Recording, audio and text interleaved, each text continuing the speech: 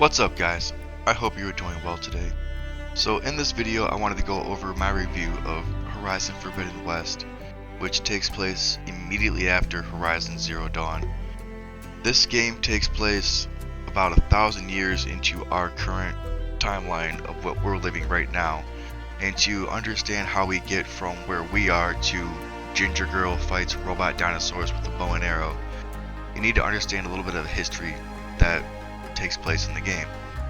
So according to the archive holograms that you uncover throughout the game, humanity had reached the peak of technological advancement by the mid-21st century despite many global issues. In fact, many of the advancements were due to shortages and global threats. Their greatest accomplishment was in the field of robotics and artificial intelligence, but most of that advancement came at the cost of their greatest machines, eventually leading to their downfall. In 2064, a swarm of self-replicating robots experienced a glitch that gave them full sentience and autonomy. Since these robots have been built to be self-sufficient through the consumption of biomass, they started to consume all life on Earth as they continued to multiply and spread. The crisis would be dubbed the Pharaoh Plague, named after the company that created them and its founder, Ted Pharaoh.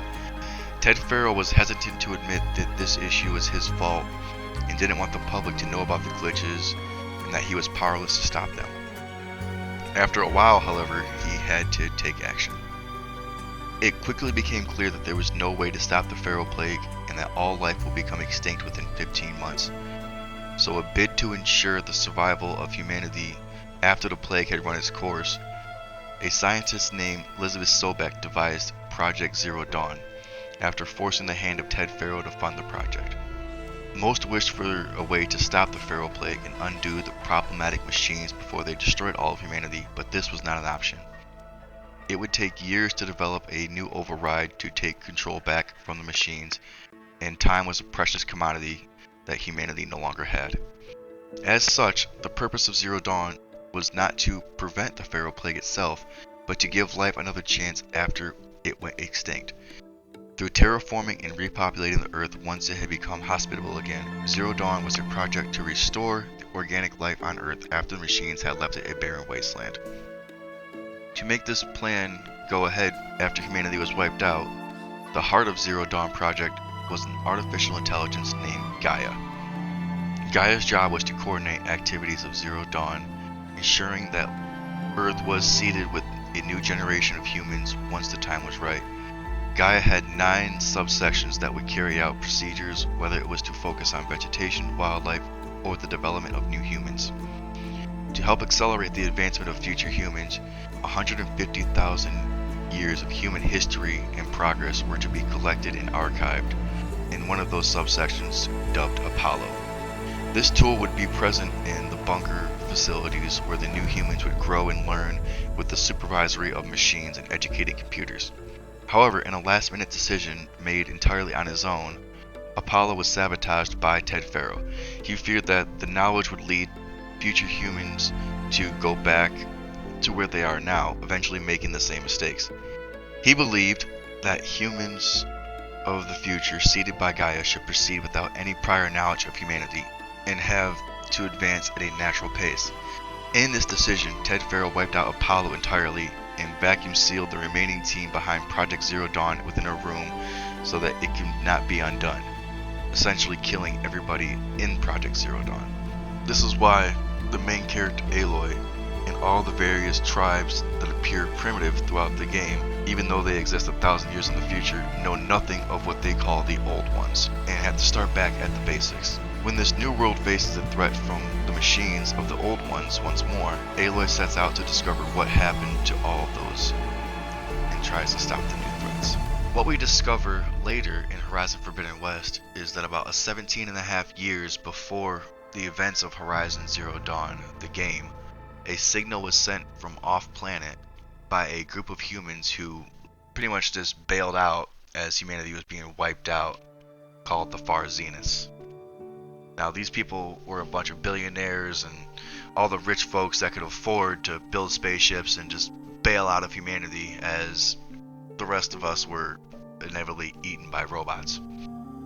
So these guys sent a signal to Gaia to disrupt her and make her wipe out all of the rest of the life that was just being reborn. Instead, Gaia Hail Mary's suicide attempt where she shut herself down and made a clone of Elizabeth Sobek. Now when she shut herself down, all of her subsections, the Apollo, Minerva, Hephaestus, all the rest of them gained their own sentience and started running amok doing their own thing. The clone of Elizabeth Sobek turns out to be Aloy, the character that we play. That's why when we share her DNA, we are able to go access bunkers and uncover data that a lot of the other primitive tribes have no access to. It was Gaia's hope that Aloy would eventually find her and reboot Gaia and reacquire all of these subsections so that she can start her processes all over again and maintain the life that is on Earth. It is at this point we finally get to our main character, Aloy. Because she is a clone of Elizabeth Sobek and Gaia made her at the birthing facility which humanity was first reignited, she was found by the Nora tribe. The Nora tribe worshipped the bunker door that they could not get open, but they heard Gaia's voice. So they were a matriarchal society worshipping just the remnants of what was Gaia's voice. And because Aloy was born without a mother into a matriarchal society, she was shunned and cast out of the tribe at a very early age, to be raised by another cast out named Ross. Ross raised her to be the most proficient, machine-killing badass you could ever imagine, with the parkour skills of an Assassin's Creed character. As Aloy explored the world, she encountered other tribes. The Asaram were metal weavers, the Karja were slave traders and very proficient in war. And as you head further west, you encounter the Ataru, who are peace-loving vegetarians, and the Tenakth, who are war-hungry, divided clans that somehow get along, but don't. As Aloy progresses, she finds out that one of the subsections of Gaia, Hades, also received the signal to wipe out humanity, and it's making it its goal to keep on doing so. So she has to uncover the history of the world, fight machines, and find a way to stop Hades. That is the premise of the first game. The second game is to continue doing so, also while trying to figure out where the signal came from, which is trying to destroy all of humanity. Man, I'm glad I got the history of the game out the way, just so I can kind of talk about the game itself now. This is the most beautiful game I have ever played, hands down. It's up there with Red Dead and Ghost of Tsushima. I love the gameplay, it's action-packed, the story is fantastic, it leaves you guessing and wondering what's going to happen next. The character development is real. The interactions with the world are awesome because you can do side quests and before you progress the main story, and it changes the dialogue of what's happening within the main quest. And I'm a bit of a nerd for photo mode. I have just a bunch of photos that I could not stop playing with, and I mean, there's just so much to do, and it just adds more fun to the game for me, which I really do appreciate. I would say that this is Game of the Year when it came out, in my opinion. I know it got beat for Game of the Year by Legend of Zelda, either Twilight Princess or Breath of the Wild. I didn't play either of those, but I can understand how the competition could be there. But in my opinion, this deserves to be awarded with as many awards as possible. I'm really looking forward to the next game because they did set it up on a bit of a cliffhanger.